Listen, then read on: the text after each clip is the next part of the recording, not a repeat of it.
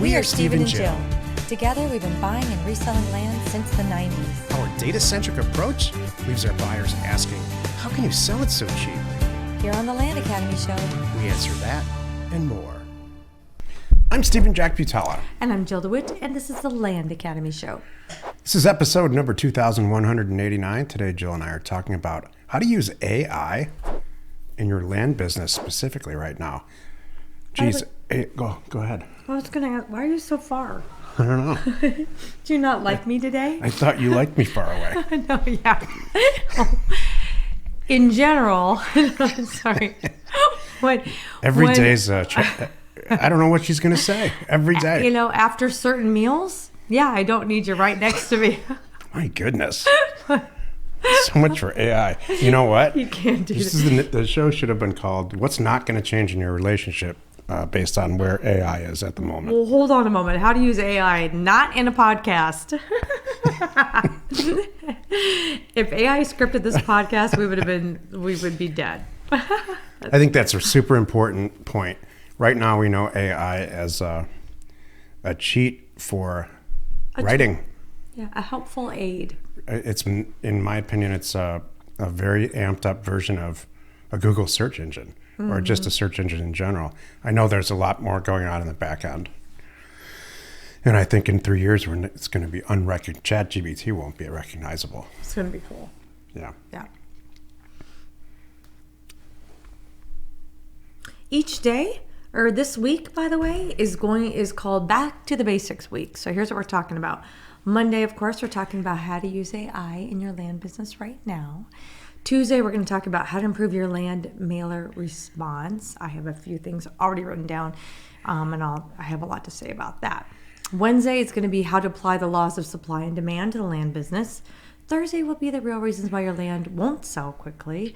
And Friday is how long will it continue to be a land buyer's market? That's going to be a good one. Each day on the show, we answer a question from our Land Academy member Discord forum. We take a deep dive into land-related topics by your request. All right. So today, What kind of blindsided you here? you did. This is so funny. This is Jill's. I put a post in Discord and it says Jill wrote. I'm like, well, is there a new Jill that I don't know? But no, it's actually my post. So this is very sweet. Jack put my post in Discord in the closed part for the members. It caused quite a stir in Discord. I don't know if you've seen. Yeah. No, I'm really excited. Yeah. Okay. So I said I just had to turn down a deal funding submitter who was not a member, as he submitted a deal to me in a very niche fly-in Florida community with a $568 a month HOA fee. If he was in our group, the zip code would have not passed our regular green test. Just sharing, as you all here are so sharp and would have spotted these things. Glad you're here, and I'm watching for your amazing deals to fund. So tell me what did I miss? So what happened is everybody said, well, what this led to is a long discussion about how to not choose HOA property within the mailer. Well, and some HOAs are okay. Let me back up for just a moment. Some I've had HOAs I'm totally fine with. For example, we all pay $150 per year, and that all goes towards this guy making sure the gravel's even on our road, or some plowing or something like that. And that's it. That is the extent of the HOA. It doesn't tell me which direction my mailbox is going to face and what color it's going to be. That kind of stuff I'm totally fine with. But the other ones, when it's this kind of thing, I mean, that's a whole lot of money for people to swallow. This is just for the land. This is just for the land. And I'm sure there's going to be many, many, many regulations. It's a niche fly-in community, which is wonderful. But my overall big picture is the buyer's pool is smaller, not bigger. It's only going to be people that have planes, want to live in Florida, are willing to accept all these rules and pay $568 a month, kind of thing. That was a lot of it. But when I went back and even looked a little bit deeper and kind of went, gosh, would we have even mailed this area? Because sometimes you can't tell HOAs, you can't take them out. It's not foolproof. So, but when it comes back, would this zip code even fly? And the zip code wouldn't. So when I went back and looked at some of the basics, like how many properties are available, how many sold in the last 30, 60, 90, 6 months, year, kind of looked at all of those time frames at a glance. I'm like, there's no way it would have passed. So anyway, that's why I was sharing to our group that there's some things that you, Jack, have set up ahead of time, like how we fish for properties, and then the tests that we take them through past that before we spend any time downloading data, and before we definitely spend any time on the energy of pricing and getting it out in the mail. The HOA is only. This was not the only problem. The HOA is not the problem. The HOA to Jill this is what confused everybody. It's like the third red flag. Is an indicator, a very strong indicator, that property for that zip code would not pass the red, green, yellow test because it's an indicator of the velocity. There's no real velocity in HOA communities like that changes hands. These HOA communities, and she skipped a few steps, which is fine because I speak Jill. But the fact is, when there's high HOA property value, HOA property, they almost never pass the red, green, yellow test. In fact, they never do. Well, it doesn't have its own zip code. That was the whole thing, too. This was not the whole area. Right, just this and you little can't pocket. tell that from the question or your response. Well, the point for me is, I guess I'll go back and clarify, too. With this HOA community and HOA fee, again, imagine it's an amazing property and the guy bought it for $1. Not going to happen, but let's just say. Even then, you're selling a property to someone who's signing up for $568 a month. And for every month it doesn't sell, you are on the hook for that money. That adds up quick. That's $6,000 if you're holding this thing for a year, and which could happen in a very niche community. So that's part of my thing. So thank you. Yeah. I didn't know it was opening up a floodgate. It was a big deal. Oh, okay. I'll go back in and... Well, everybody said, well, then how do I take HOA property out of my mailer? You don't, but it doesn't get to me. You kick it to the curb right then when you're doing your due diligence, phase 1. You're smart. Thank you. I understand you. Thank you.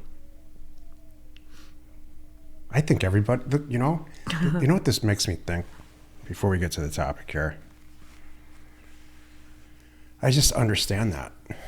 The more people that attempt to teach this and go in and out of business, and the more easy they make it seem, it saddens me. Yeah.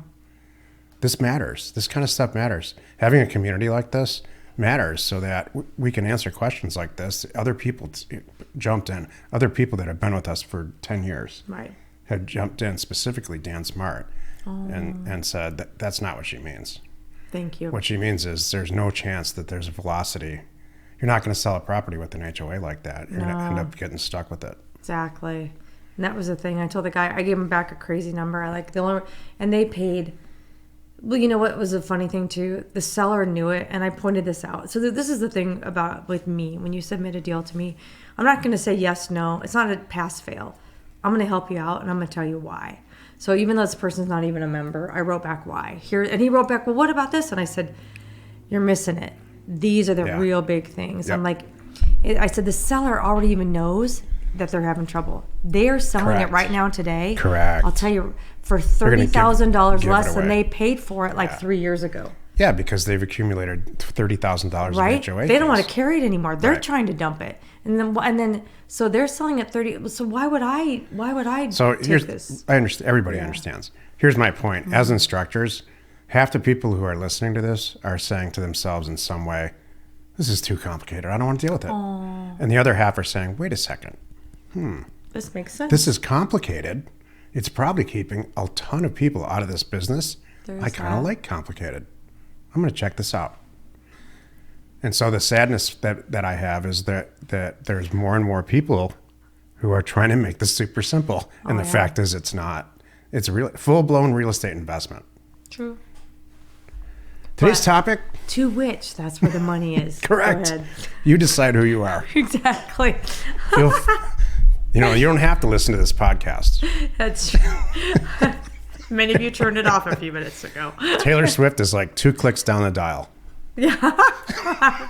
That's good. That's really Today's topic, how to use AI in your land business right now. Okay. This is a true, takes a few steps back from the whiteboard and just dream, because it's probably going to happen.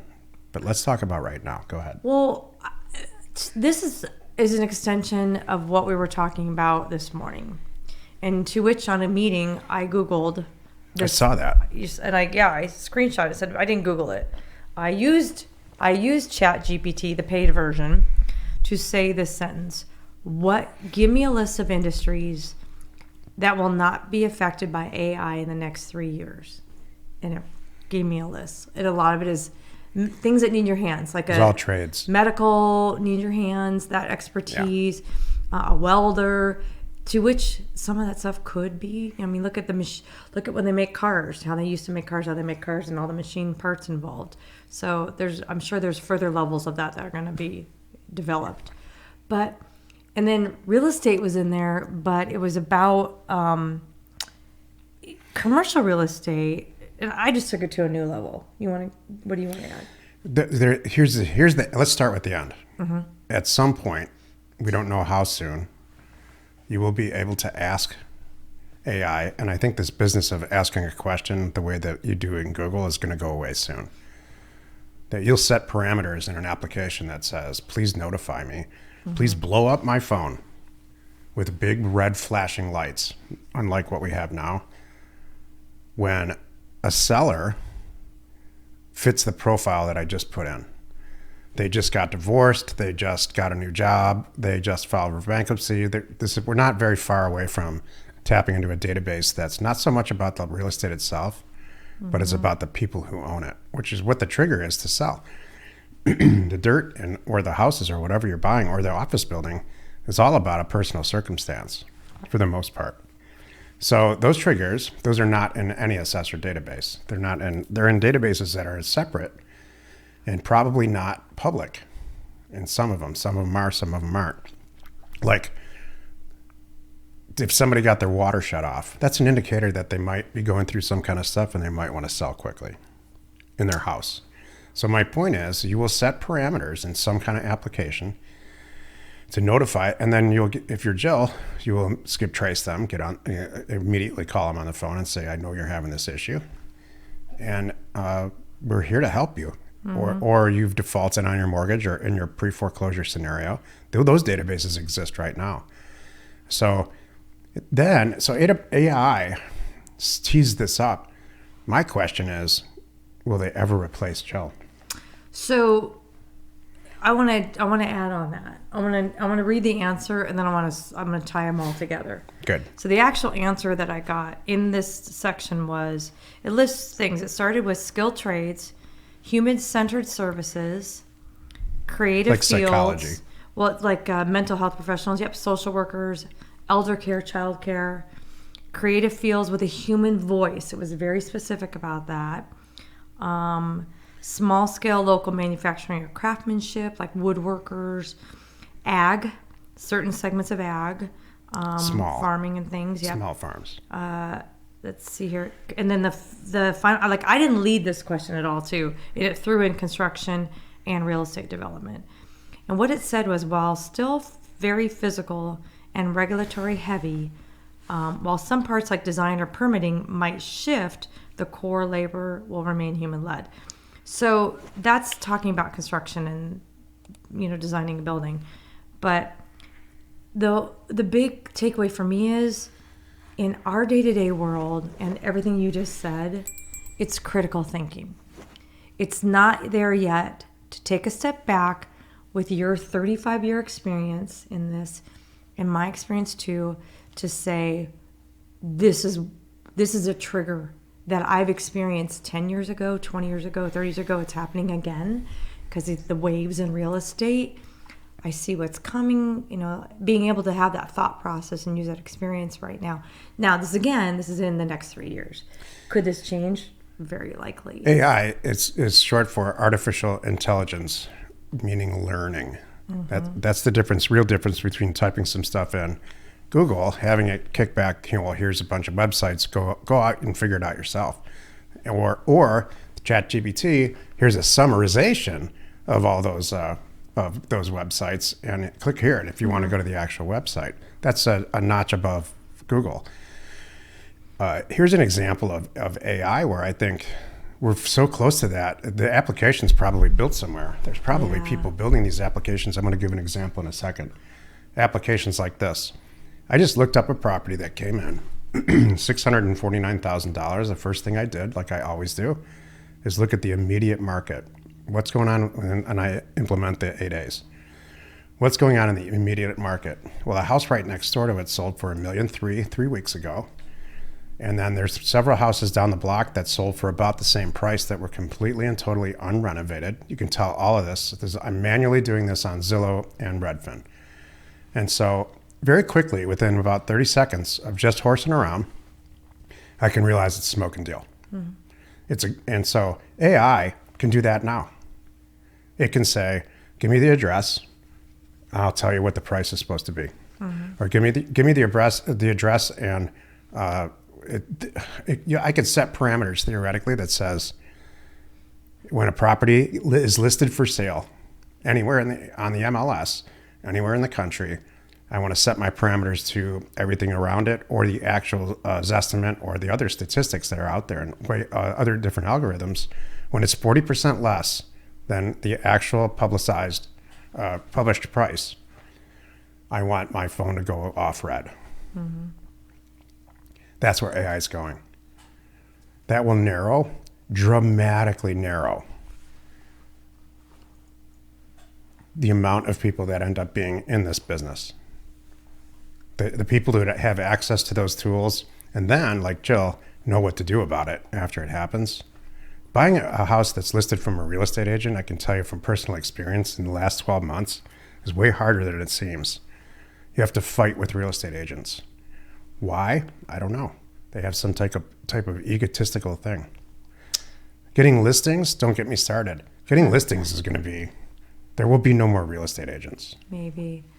You know what I'm waiting for? Here's what I'm waiting for. Here, I'm holding up my phone. I'm waiting for this to happen, and I'm sure it will happen at some point, probably soon. The things I'm waiting for, like you just said, property comes in, I tell AI to do my search. Hey, AI, please go do these 4 things, and tell me what you come back with, right? And then I want AI, and then I want AI to say, what next? And I'm going to go, AI, I want you to look at this also. And I want AI to not only come back with the answer, and I want AI to say, why did you do that? Because then it's really going to learn me. And really, and then what's so funny? Then you don't need a man. Well, I'll get to that later. Why did you do that, sweetheart? Let me tell you all about it. And 2 hours later, the AI's in tears. Even the AI machine's in tears. We'll get to that in just a second. But then AI will really be able to, I'm going to hold that thought. AI will really be able to, for my first real example, say, okay, I got it. Now I know where you're going with this. And I have 3 more things to add. And Jill, your phone's going to be ringing with just the right people. An AI or a team now. That would be cool.